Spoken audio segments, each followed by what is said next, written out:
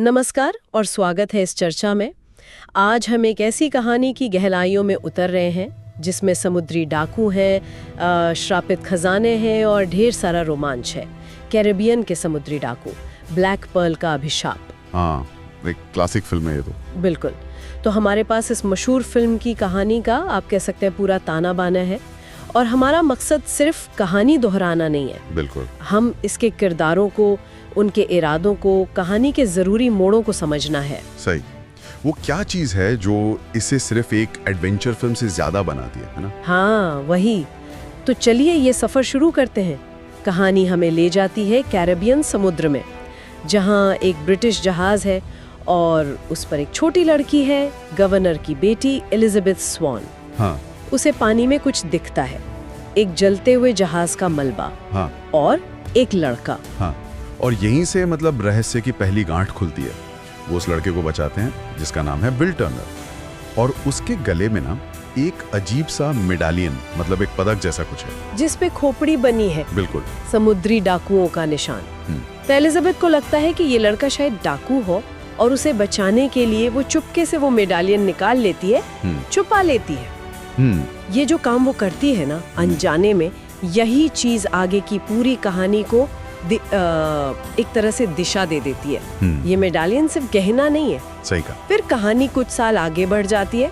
Elizabeth और will दोनों port royal में अब बड़े हो गए हैं। हाँ। और एलिजाबेथ ने वो मेडालियन अब भी रखा हुआ है, शायद एक यादगार चीज की तरह। उसे क्या पता कि इसकी असली कीमत या मतलब क्या है, बिल्कुल अंदाजा नहीं उसे। और विल अब एक बहुत काबिल लोहार बन गया है, और वो चुपचाप एलिजाबेथ से मोहब्बत करता है। लेकिन वो सामाजिक दायरे, वो गवर्नर की बेटी, ये एक आम कारीगर। हाँ, उस जमाने के हिसाब से बहुत बड़ी दीवार थी ये। बिल्कुल। और इसी बीच सीन में आते हैं कोमोडोर नॉरिंगटन, एक कामयाब सम्मानित नौसेना अधिकारी। एलिजाबेथ के लिए एक आदर्श वर जैसे लगते हैं। वो एलिजाबेथ से शादी का प्रस्ताव रखते हैं, और बिल्कुल फॉर्मल तरीके से। लेकिन तभी कुछ अजीब होता है। हाँ, वो शायद वो कसी हुई कॉर्सेट की वजह से, या कह लीजिए किस्मत का खेल, एलिजाबेथ बेहोश हो जाती है और किले की दीवार से सीधा नीचे समुद्र में। उफ। और यहीं वो मेडालियन अपना जादू दिखाता है। जैसे ही वो पानी को छूता है ना, ऐसा लगता है जैसे वो कोई धीमी सी रहस्यमयी तरंग या संकेत भेजता है। अच्छा। हाँ, ये कोई मामूली बात नहीं है। ये उस श्राप को जगाने जैसा है जो कहीं दूर इंतजार कर रहा था। मतलब एलिजाबेथ का गिरना और मेडालियन का वो संकेत भेजना, ये दोनों मिलकर आगे जो तूफान आने वाला है उसकी जमीन तैयार कर देते हैं। और उस तूफान का नाम है कैप्टन जैक स्पैरो। क्या एंट्री है। हाँ हाँ, बिल्कुल। एक छोटे से लगभग डूबते जहाज पर सवार होकर वो पोर्ट रॉयल पहुंचता है। बड़े ही स्टाइल से वो एक ही साथ मजाकिया है, शातिर है, और मतलब कुछ भी कर सकता है। अप्रत्याशित।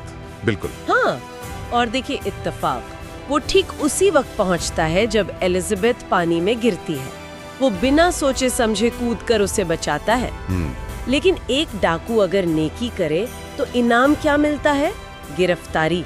उसे फौरन पहचान लिया जाता है और पकड़ लेते हैं। हाँ, ये सीन जैक के किरदार का विरोधाभास है। एक डाकू जो जान बचाता है, पर कानून की नजर में तो मुजरिम ही है। और जैक स्पैरो इतनी आसानी से कैसे पकड़ा जाए भला? सवाल ही नहीं। वो भागने की कोशिश करता है और सीधा पहुंचता है विल टर्नर की लोहार की दुकान में। और यहाँ होती है कहानी की पहली जबरदस्त तलवारबाजी। हाँ। एक कुशल लोहार जो तलवार चलाना भी जानता है और एक चालाक डाकू के बीच विल उसे पकड़वाने में मदद करता है।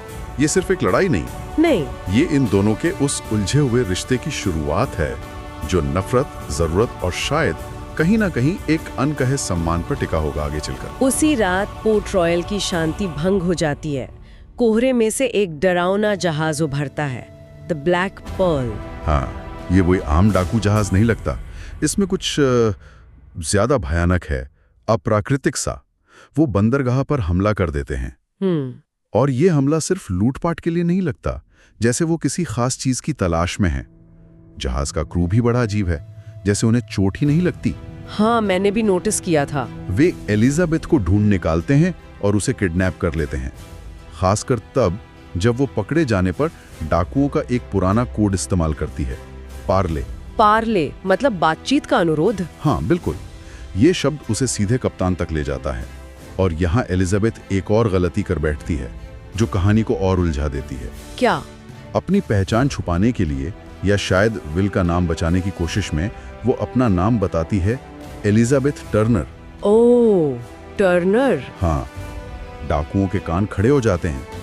टर्नर नाम सुनते ही उन्हें लगता है शायद उन्हें वो मिल गया जिसकी उन्हें सालों से तलाश थी। वो हमला रोकने के बदले में वो सोने का मेडालियन उन्हें दे देती है। तो अब एलिजाबेथ ब्लैक पर्ल पर है और वहां उसकी मुलाकात होती है कप्तान हेक्टर बारबोसा से।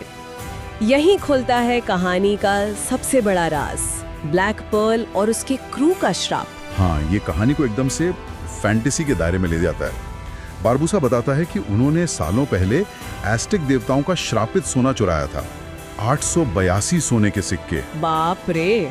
और इस लालच की सजा उन्हें मिली श्राप के रूप में। वे अमर हैं पर जिंदा नहीं। वो कुछ खा पी नहीं सकते, कुछ महसूस नहीं कर सकते, जिंदगी की कोई खुशी नहीं। कितनी भयानक सजा है। और चांदनी रात में उनका असली रूप सामने आता है, चलते फिरते कंकाल। ओह, ये श्राप सिर्फ खतरा नहीं है, ये उनके लालच और उनकी हताशा का एक जीता जागता सबूत है। और इस श्राप को तोड़ने का तरीका? वो भी उतना ही पेचीदा है। सारे 882 सिक्के वापस उसी संदूक में रखने होंगे और साथ ही हर उस डाकू का खून बहाना होगा जिसने उसे चुराया था। लेकिन उसमें एक पेच था, है ना? हाँ, एक डाकू था, बूटस्ट्रैप बिल टर्नर, जिसे उन्होंने बगावत के बाद समुद्र में फेंक दिया था। अब उसका खून कहाँ से लाएं? अच्छा, तो यहीं पे टर्नर नाम काम आया। बिल्कुल, उन्हें लगता है कि बूटस्ट्रैप बिल के वंशज का खून भी काम कर जाएगा। और क्योंकि एलिजाबेथ ने अपना नाम टर्नर बताया और उसके पास वो मेडालियन भी था, तो बारबोसा को लगा कि यही है वो। हाँ, उसे यकीन हो गया कि यही बूटस्ट्रैप की बेटी है और इसके खून से श्राप टूट जाएगा। उधर पोर्ट रॉयल में विल टर्नर बेचैन है, एलिजाबेथ के लिए पागल हो रहा है। वो कमोडोर नॉरिंगटन से मदद मांगता है, लेकिन नेवी के अपने नियम है, वो फौरन कुछ नहीं करते। हाँ, बहुत निराशा होती है विल को। तो विल, जो अब तक एक सीधा साधा लोहार लग रहा था, वो एक बड़ा फैसला लेता है, एक खतरनाक फैसला। क्या? वो जैक स्पैरो को जेल से छुड़ाने का फैसला करता है। ये उसके किरदार का एक बड़ा मोड़ है। प्यार के लिए वो कानून तोड़ने को तैयार है। और जैक तो तैयारी बैठा था। वो मदद के लिए मान जाता है, लेकिन उसकी आंखों में एलिजाबेथ को बचाने से ज्यादा अपना मतलब चमक रहा है। मतलब? वो विल की मदद का इस्तेमाल कर रहा है बारबोसा तक पहुंचने के लिए। बारबोसा वही है जिसने जैक के खिलाफ बगावत की थी, उसे ब्लैक पर्ल से निकाला था और एक द्वीप पर मरने के लिए छोड़ दिया था। अच्छा, ये बदला लेना चाहता है। हाँ, जैक का असली मकसद है ब्लैक पर्ल वापस पाना। ये जो गठबंधन बना है ना विल और जैक का, ये शुरू से ही स्वार्थ और जरूरत पे टिका है। तो अब ये अनोखी जोड़ी, एक आदर्शवादी प्रेमी और एक मौकापरस्त डाकू, मिलकर मिशन पर निकलते हैं। वे रॉयल नेवी का सबसे तेज जहाज चुराते हैं, इंटरसेप्टर। क्या विडंबना है। अब उन्हें एक क्रू चाहिए, तो उनका रास्ता उन्हें ले जाता है टॉर्टुगा, डाकुओं का बदनाम अड्डा। जैक के लिए तो ये घर जैसा है। हाँ, वहाँ वो मिस्टर गिब्स जैसे कुछ पुराने वफादार साथियों को भर्ती करता है। और पूरी यात्रा के दौरान जैक अपनी चालें चलता रहता है, विल को ज्यादा पता नहीं लगने देता। ये देखना बड़ा दिलचस्प है कि कैसे जैक हर स्थिति को अपने फायदे के लिए मोड़ता है। आखिरकार वो उस रहस्यमयी जगह पहुंचते हैं जिसका जिक्र नक्शों में भी नहीं मिलता, इस्ला डी मुएर्ता, मौत का द्वीप। हाँ, वहीं पर बारबोसा और उसका श्रापित क्रू श्राप तोड़ने के लिए आखिरी रस्म की तैयारी कर रहे हैं। माहौल में एक अजीब सा तनाव है। वे एलिजाबेथ का खून उस संदूक में रखे सोने पर चढ़ाते हैं, सब सांस रोक कर इंतजार करते हैं, लेकिन कुछ नहीं होता। श्राप नहीं टूटता। बारबोसा और उसके साथी एकदम निराश, गुस्से में। उन्हें एहसास होता है कि एलिजाबेथ बूटस्ट्रैप बिल टर्नर की बेटी नहीं है। ओह, तो सालों की उम्मीद टूट गई। हाँ, और तभी धमाकेदार एंट्री होती है विल टर्नर की, हीरो की तरह। बिल्कुल। वो एलिजाबेथ को बचाता है और फिर सबके सामने वो राज खोलता है जिसने पूरी कहानी को उलझा रखा था। असली टर्नर वो है, वो ही बूटस्ट्रैप बिल टर्नर का बेटा है। अरे वाह! अब श्राप तोड़ने की चाबी एलिजाबेथ नहीं, विल है। कहानी का फोकस एकदम बदल गया। अब विल सिर्फ एक आशिक नहीं, वो श्राप तोड़ने की कुंजी है। इस सारे हंगामे के बीच जैक स्पैरो क्या कर रहा है? जाहिर है अपना फायदा ढूंढ रहा होगा। हाँ, बिल्कुल। वो पकड़ा जाता है पर हार नहीं मानता। वो बारबोसा के साथ एक नया सौदा करने की कोशिश करता है, नेवी के खिलाफ लड़ाई में मदद के बदले पर्ल वापस लेना और साथ ही विल को भी इस्तेमाल करना। मतलब किसी का सगा ही नहीं। जैक का किरदार यहाँ अपनी पूरी जटिलता में है। उसकी नैतिकता है ही नहीं शायद, वो बस अपना मतलब देखता है। और अब कहानी पहुंचती है अपने क्लाइमैक्स पर। कोमोडोर नॉरिंगटन अपनी पूरी नेवी के साथ इस्ला डी मुएर्ता पहुंच जाता है। हाँ, अब शुरू होती है एक जबरदस्त 3 तरफा लड़ाई। श्रापित डाकू, ब्रिटिश नेवी और हमारे हीरो या एंटी हीरो जैक और विल।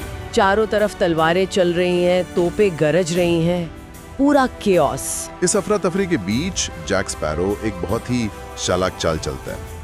वो चुपके से श्रापित खजाने के संदूक से एक एस्टेक सोने का सिक्का उठा लेता है। अच्छा, क्यों? अब वो सिक्का उसके पास है। फिर वो जानबूझकर बारबोसा के हाथों घायल होता है। जैसे ही वो घायल होता है और सिक्का उसके पास होता है, वो भी अस्थायी रूप से श्रापित हो जाता है, अमर।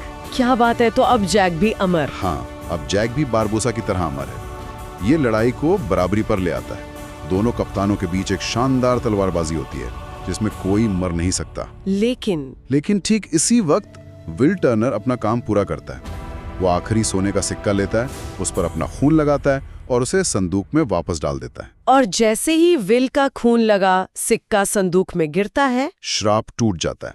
एक पल में बारबोसा और उसके सारे साथी अपनी अमरता खो देते हैं। वो फिर से साधारण इंसान बन जाते हैं, दर्द महसूस कर सकते हैं, मर सकते हैं। और जैक?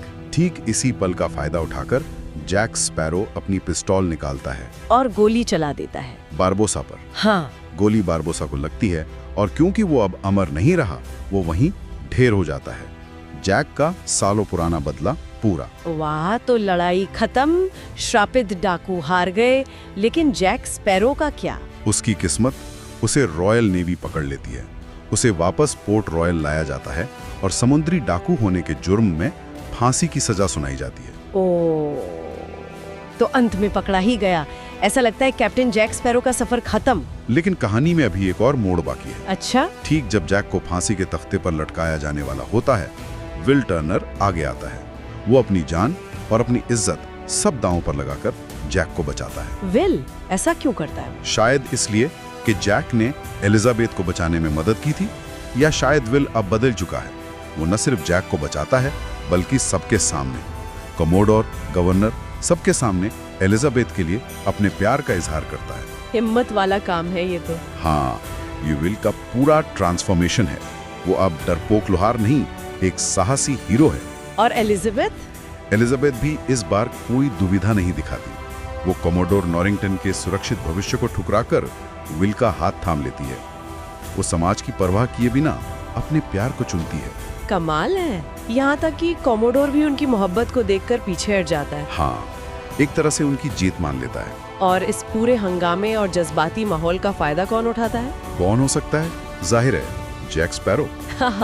वो फांसी के फंदे से किसी तरह बच निकलता है, किले की दीवार से समुद्र में कूदता है और तैरकर पास ही इंतजार कर रहे अपने प्यारे जहाज ब्लैक पर्ल तक पहुंच जाता है। उसका वफादार क्रू उसका इंतजार कर रहा था। बिल्कुल। और एक बार फिर captain Jack Sparrow Black Pearl के कप्तान के रूप में अपने कंपास के साथ खुले समुद्र की ओर निकल पड़ता है आजाद। वाह, क्या कहानी है। तो इस पूरी रोमांचक दास्तान से हमने क्या खास बातें समझी? ये सिर्फ एक खजाने की कहानी तो नहीं है। बिल्कुल नहीं। इसमें पहचान की गलतफहमी है। कैसे एक झूठ पूरी कहानी बदल देता है। इसमें बदले की आग है जो सालों तक सुलगती रहती है, और इन सब के बीच प्यार भी है जो सामाजिक बंधनों को तोड़ देता है। बिल्कुल। और जैक स्पैरो का किरदार, वो तो है ही लाजवाब। उसकी चतुराई, उसकी अजीब सी नैतिकता, उसका अंदाज, वो एंटी हीरो की परिभाषा ही गढ़ देता है। हाँ, लेकिन विल और एलिजाबेथ का सफर भी उतना ही महत्वपूर्ण है। उनका साधारण किरदारों से नायकों में बदलना, अपने डर पर काबू पाना और अपने दिल की सुनना, ये कहानी को एक भावनात्मक गहराई देता है। सही कहा। और हाँ, वो श्राप, वो तो कहानी का इंजन है जो किरदारों को चलाता है, उन्हें परखता है और अंत में उनके भाग्य का फैसला करता है। बिल्कुल। अंत भी कितना सटीक है। जैक स्पैरो वापस अपने जहाज पर अपने क्रू के साथ अपने जादुई कंपास को देखते हुए जो उसे वो दिखाता है जो वो सबसे ज्यादा चाहता है, और फिर वो क्षितिज की ओर देखकर कहता है, ब्रिंग मी दैट होराइजन, मुझे वो क्षितिज ला दो। हाँ, ये अंत ना हमें सोचने पर मजबूर करता है। ये कहानी आजादी के बारे में क्या कहती है? क्या नियम तोड़ना हमेशा गलत होता है? जैक जैसा किरदार जो स्वार्थी है, धोखेबाज है, फिर भी हमें इतना पसंद क्यों आता है? क्या हम सबके अंदर कहीं ना कहीं नियमों से परे अपनी मर्जी से जीने की ख्वाहिश छुपी होती है। शायद जैक उस ख्वाहिश का प्रतीक बन जाता है। शायद यही वजह है कि हम उसकी जीत का जश्न मनाते हैं, भले ही वो कानून की नज़र में अपराधी हो। इस पर विचार किया जा सकता है।